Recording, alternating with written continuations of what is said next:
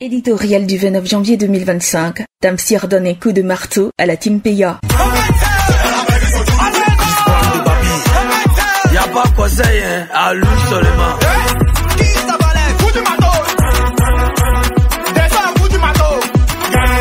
C'est ce genre de coup de marteau que la Team Peya a reçu de la part de Tamsir, l'arrangeur de cet opus devenu un tube à la faveur de la Coupe d'Afrique des Nations CAN 2023 en Côte d'Ivoire, composé de Zagba le Requin, Samo Samo, Nukuloba, Doupi Papillon et de Tomalewe. La Team Peya, avec leur titre à coup du marteau, avait même volé la vedette à l'hymne de la CAN de Magic System, dont nous écoutons un bout.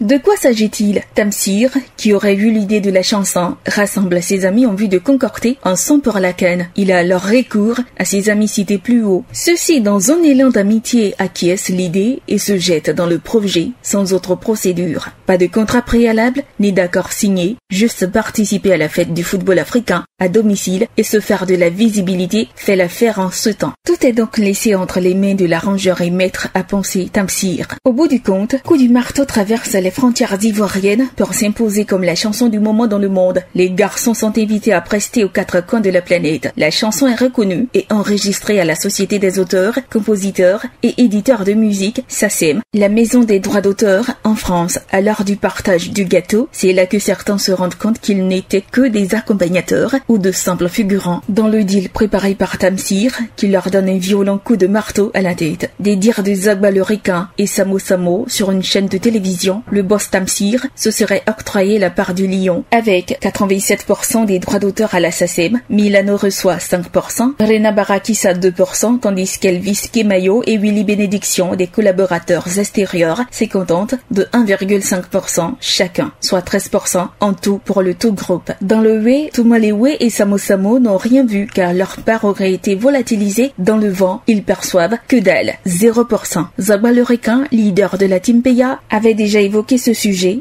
affirmant qu'il n'y avait jamais eu de discussion préalable concernant la répartition des droits. Il a déclaré « J'avais l'impression qu'il viendrait au moins me consulter pour avoir mon avis. Je n'ai jamais vu de contrat au départ, mais je me disais que tout serait réglé une fois le travail terminé. » Selon Serge Beno, qui a voulu faire la lumière sur cette affaire de droits d'auteur, c'est que Tamsir doit percevoir une part plus importante que les autres. Mais cela ne devrait pas dépasser 50 à 65% selon la répartition, car il bénéficie des parts en tant qu'auteur, compositeur et éditeur. Si la répartition fonctionnait comme une tontine, Tamsir aurait 3 parts, tandis que les autres auteurs n'en auraient qu'une à partager entre eux, dixit Serge Beno.